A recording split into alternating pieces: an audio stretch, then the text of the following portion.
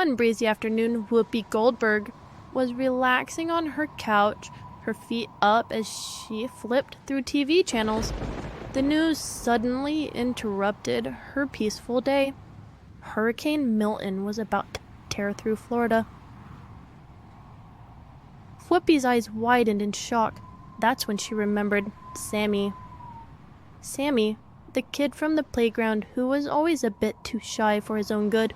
She used to tease him just for fun, making him uncomfortable. But now the thought of Sammy alone in Florida, helpless in the face of a hurricane, made her heart race. "Not today, Whoopi muttered to herself, putting her hand on her hip. Determined to save him, she stood up, and without so much as a plan, began walking to Florida. Yes, walking. Every step was punctuated by her firm mantra, "Not today." Her hand never left her hip as she marched. Finally, after hours of walking, she reached Tampa.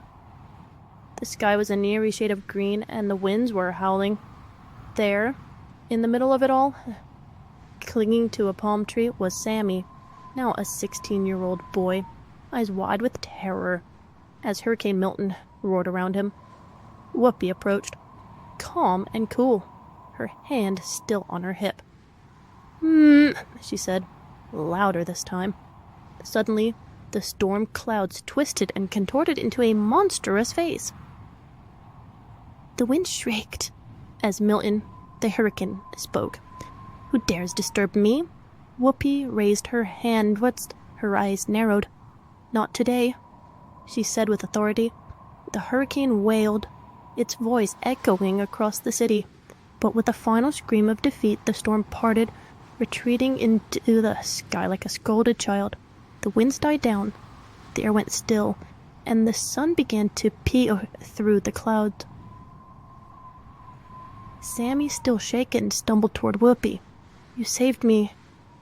"Thank you," he whispered, still in disbelief. Whoopi, however, wasn't finished.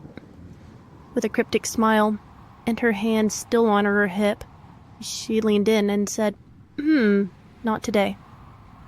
Before Sammy could even process what was happening, a strange glow enveloped his body. He looked down, horrified, as his arms and legs began to melt. No, not melt. Transform into scoops. His skin turned pastel pinks, then mint green, then swirled into a delicious combination of chocolate and vanilla. Within moments, Sammy had turned into a massive, quivering mound of ice cream right there on the Florida sand. Just as Whoopi was admiring her handiwork, a shadow loomed overhead, stepping out of a black car that had seemingly appeared out of nowhere. Nancy Pelosi approached with a wide grin. "I heard there was ice cream," she said, licking her lips. Without hesitation, she grabbed a spoon from her purse and dug right into what was once Sammy, scooping up a chunk of his chocolate vanilla swirl.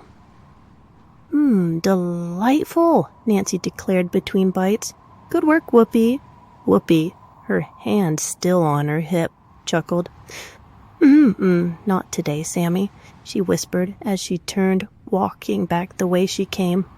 Nancy continued enjoying her ice cream. Sammy. The sound of waves crashing softly against the shore behind her